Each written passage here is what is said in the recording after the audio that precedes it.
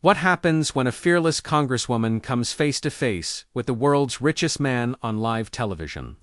And neither one backs down from a fight that spirals completely out of control. You're about to witness one of the most explosive confrontations in daytime TV history. Make sure to subscribe and drop a comment below, because this gets absolutely wild. The tension in the studio was already thick before Elon Musk even walked onto the view set. Jasmine Crockett had been making headlines all week with her pointed criticism of billionaire influence in politics. And everyone knew today's episode was going to be anything but ordinary. The cameras rolled as Whoopi Goldberg introduced the tech mogul, but you could practically feel the electricity crackling between the two guests. So Jasmine began, not even waiting for the standard pleasantries to finish. Let me ask you something that millions of Americans want to know. How do you justify spending billions to influence elections while working families can barely afford groceries? Musk leaned back in his chair, that familiar smirk spreading across his face. Well, Congresswoman, I think you're fundamentally misunderstanding how democracy works. I'm exercising my First Amendment rights, just like everyone else. The difference is, I actually built something that creates value, instead of just complaining about problems. The audience stirred, sensing the immediate hostility. Jasmine's eyes flashed with the kind of fire that had made her famous for taking down opponents in congressional hearings. "Oh, you built something," she shot back, her voice rising slightly. "You mean the company that your daddy's emerald mine money helped fund? The same company that's gotten billions in government subsidies. Let's be real about who's actually creating value here." Joy Behar tried to jump in with a diplomatic redirect, but Musk was already leaning forward, his casual demeanor shifting into something sharper. "That's rich coming from someone whose salary is paid by taxpayers, while you spend your time on social media making viral videos instead of actually legislating," he countered. "At least my companies employ hundreds of thousands of people and advanced human civilization. What exactly have you accomplished besides trending hashtags?" The studio audience gasped. Even the usually unflappable View hosts looked stunned by the directness of the attack. But Jasmine Crockett was just getting started.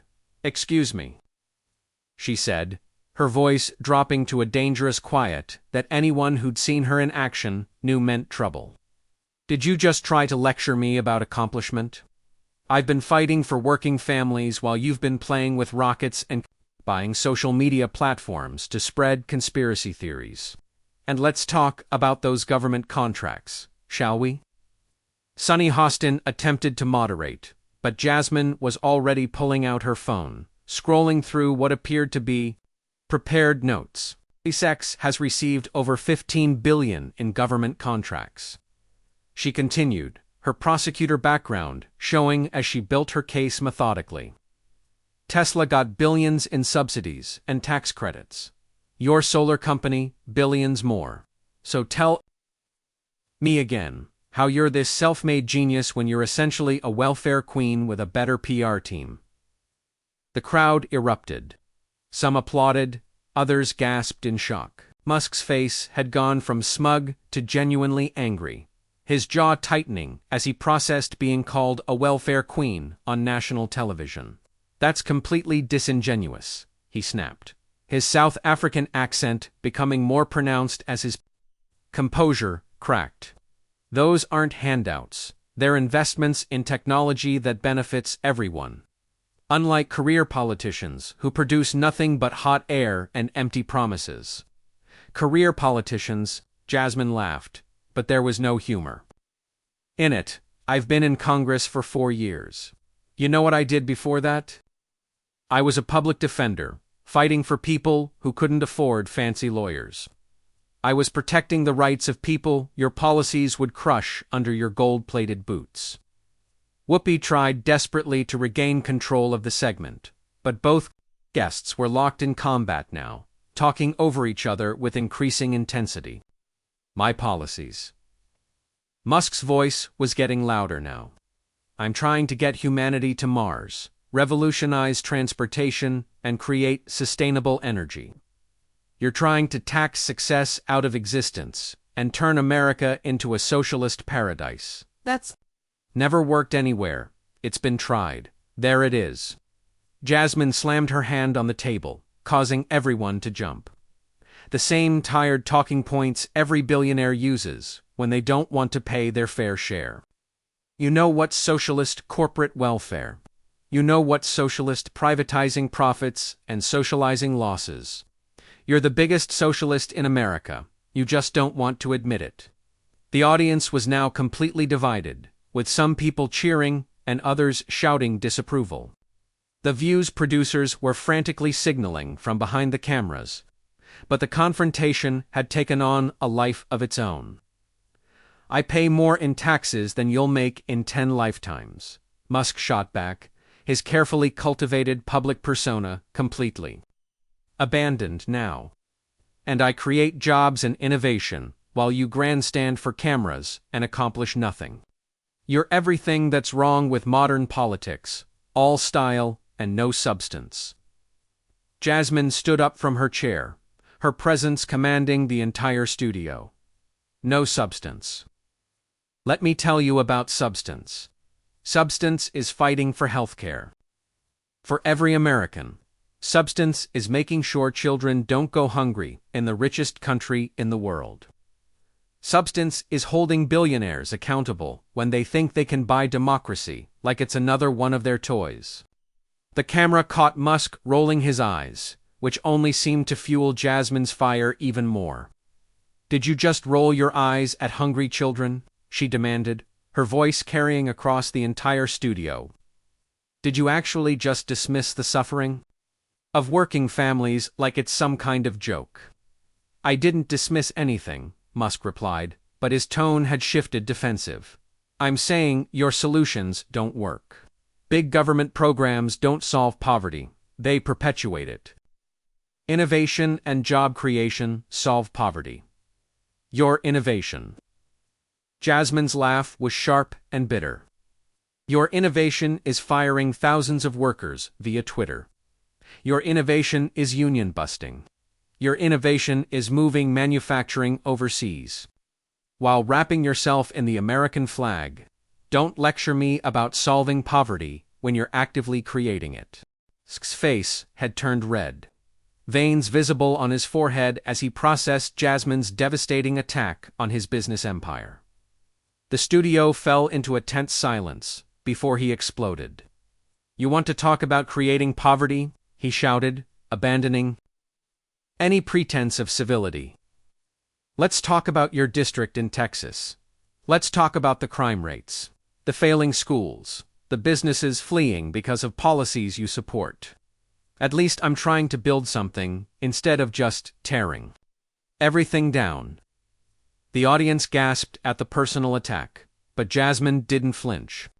Instead, she smiled the kind of smile that prosecutors used right before they delivered the killing blow. Oh, you did your homework on my district, she said, her voice dangerously calm. That's interesting. Did your research also tell you that my district has seen more economic development in the last 3 years than it had in the previous decade? Did it mention that unemployment has dropped by 40% since I took office? Or did you only read the parts that fit your narrative? Sarah N. desperately tried to interject, but Musk was already firing back. Economic development funded by federal spending, he sneered. You're just moving money around, not creating real wealth. That's the difference between entrepreneurs and politicians. We create, you redistribute. We redistribute. Jasmine's voice rose again.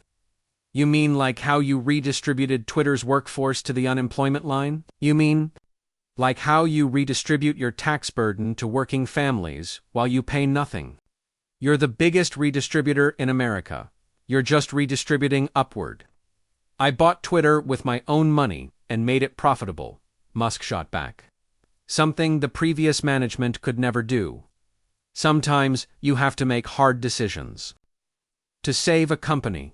But you wouldn't know anything about that because you've never actually run anything. Your own money. Jasmine's eyes lit up with the kind of fire that had made her legendary in committee hearings. You mean the money you got from selling stock in companies that were propped up by government subsidies? You mean the loans you got using those subsidized assets as collateral? There's no such thing as your own money when you're swimming in corporate welfare. The tension in the studio was palpable. Even the usually composed hosts looked uncomfortable as the two guests traded increasingly personal attacks. But Musk wasn't backing down. "At least I built something," he repeated, his voice growing more heated. "At least I took risks and created value. You've been feeding at the government trough your entire career. Public defender, then Congress, always living off taxpayer money while pretending to fight for the little guy. Feeding at the government trough." Jasmine stood up again, her full presence commanding the room. "I defended people who couldn't afford lawyers. I fought for justice when the system failed them. You know what that's called? Public service. Something you wouldn't understand because you've never done anything that wasn't about making yourself richer. Public service." Musk laughed bitterly. "Is that what you call it when you attack successful people for political points? Is that what you call it when you push policies that destroy jobs and drive businesses away? I attack people who use their wealth to buy politicians and rig the system," Jasmine fired back. "I attack people who think being rich makes them above the law. I attack people who exploit workers while demanding praise for their genius. If that hurts your feelings, maybe you should examine your conscience." The audience was completely captivated now, watching this verbal warfare unfold in real time. Joy Behar made another attempt to moderate, but both participants were too locked in combat to notice. "My conscience is clear," Musk declared. "I employ hundreds of thousands of people. I'm advancing space exploration and sustainable energy. I'm actually solving the problems you just complain about." "What have you solved besides making yourself famous?" "What have I solved?" Jasmine's voice carried a dangerous edge. "I've helped pass legislation that caps insulin prices for seniors. I've fought for infrastructure investment that creates real jobs, not just tax breaks for billionaires. I've held hearings that exposed corruption in government contracting, but you probably don't know about any of that because it doesn't fit your narrative that politicians are useless."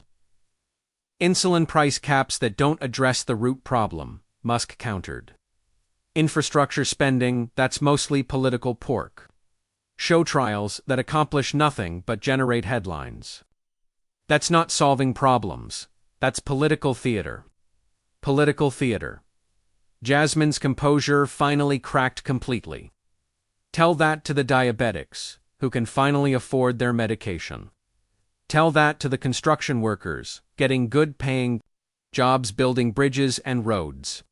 Tell that to the contractors who got caught stealing taxpayer money and are now facing justice. That's not theater, that's results.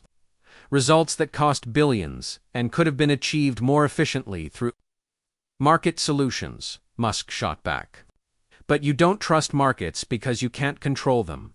You prefer government solutions because they give you power." "Market solutions." Jasmine laughed incredulously. "The same markets that gave us the opioid crisis. The same markets that crashed the economy in 2008. The same markets that would let people die rather than provide affordable health care. Your market solutions work great for billionaires and terrible for everyone else." The studio was electric with tension. Camera operators were getting shots of audience members, looking shocked, angry, or enthralled by the spectacle unfolding. Before them, "The markets create prosperity," Musk insisted, his voice getting hoarse from shouting. "Government creates dependency. I'd rather live in a country that rewards innovation and hard work than one that punishes success and subsidizes failure. Rewards innovation." Jasmine's voice dripped with sarcasm. You mean like how the government rewarded your innovation with billions in contracts and subsidies? You mean like how the government rewarded your hard work with tax breaks and bailouts? You're the biggest beneficiary of government largesse in American history. And you have the audacity to lecture others about dependency. Those were investments in technology that benefits everyone, Musk repeated, but his argument was losing steam as Jasmine systematically dismantled his position. Investments, she pressed. Then why aren't taxpayers getting returns on their investments? Why aren't we getting dividends when your companies profit from our money? You want to privatize the gains, but socialize the risks, and you think that makes you a champion of free markets. Whoopi finally managed to break through the verbal combat. We need to take a commercial break, she announced desperately, but Jasmine wasn't finished. No, let's finish this conversation, she declared, turning to face Musk directly. You came on this show to defend your actions, so defend them. Explain to the American people why you deserve billions in government support. While arguing that government can't solve problems, Musk's face was now flushed with anger and embarrassment as Jasmine's challenge hung in the air.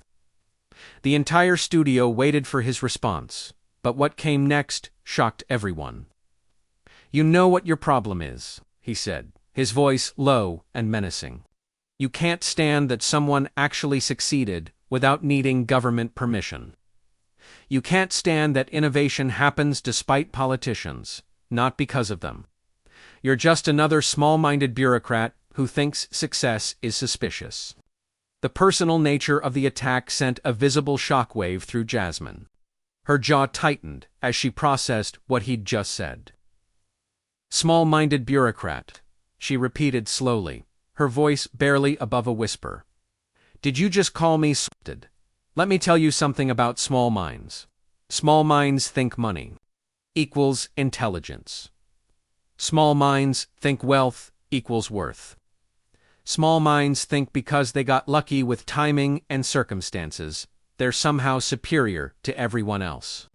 Lucky, Musk's voice cracked with indignation. I worked 18-hour days for years, building my companies. I risked everything while you were climbing the political ladder. Don't you dare call my success luck.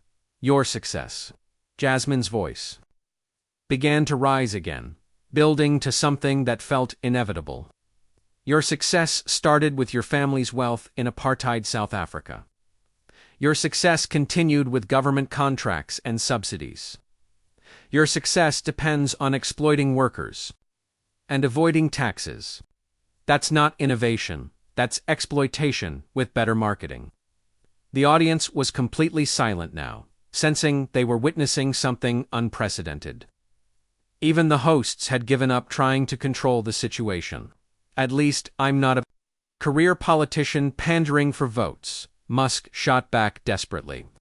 At least, I'm not pretending to care about working people while living in Washington and making six figures doing nothing. Nothing. Jasmine stood up so abruptly, her chair rolled backward. Nothing. I've spent my entire career fighting for people like my grandmother, who cleaned houses to put food on the table. Fighting for people like my mother, who worked jobs to keep us housed. Fighting for people you wouldn't even notice because they don't have enough money to matter to you. That's exactly what I'm talking about, Musk said, gesturing dismissively. Empty emotional appeals instead of real sob stories instead of actual policy. The dismissive gesture was the final straw. Something in Jasmine's expression shifted, and everyone in the studio could see it happen in real time. Sob stories, she said, her voice now deadly quiet.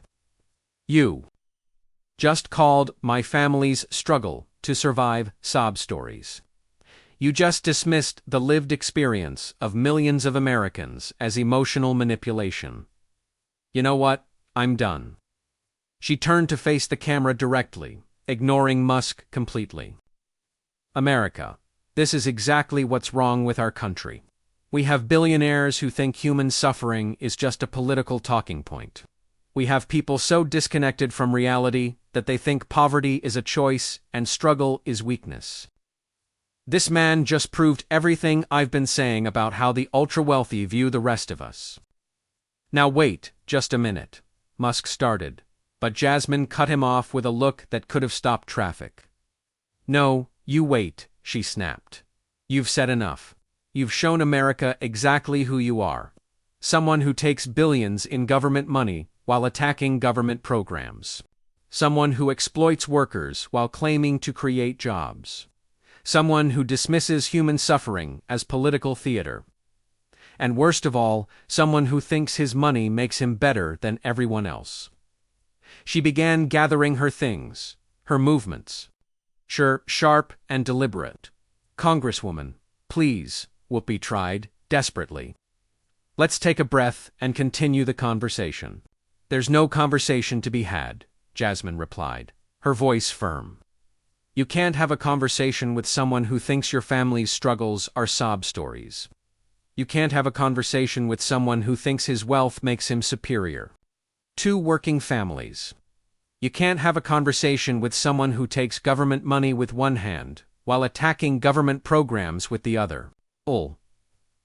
I never said I was superior to anyone, Musk protested, but his voice lacked conviction. You didn't have to say it, Jasmine fired back.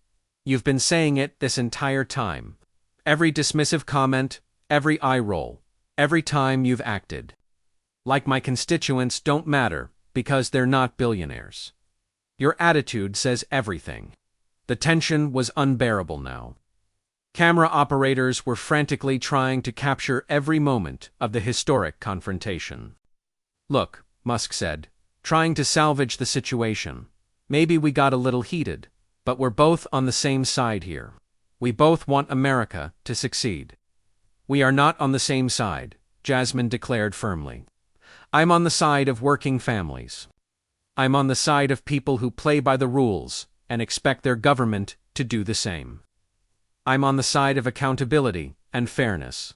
You're on the side of whatever benefits Elon Musk. She slung her purse over her shoulder and looked directly into the camera one final time.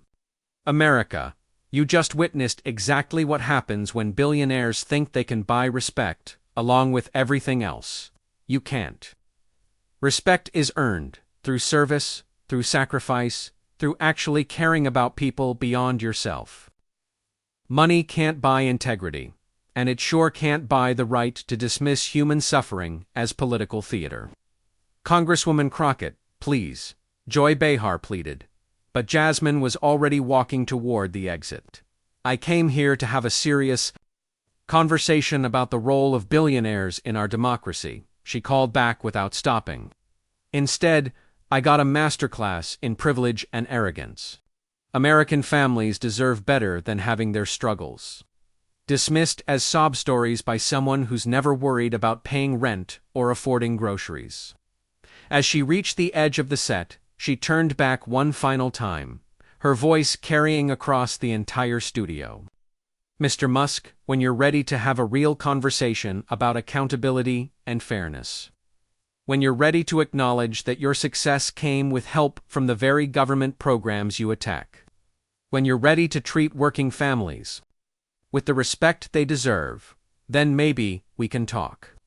Until then, you can keep your dismissive attitudes and your government subsidies. American families see right through both, and with that, Jasmine Crockett walked off the View set, leaving behind a stunned studio, a speechless Elon Musk, and what would undoubtedly become one of the most talked-about television moments in recent history.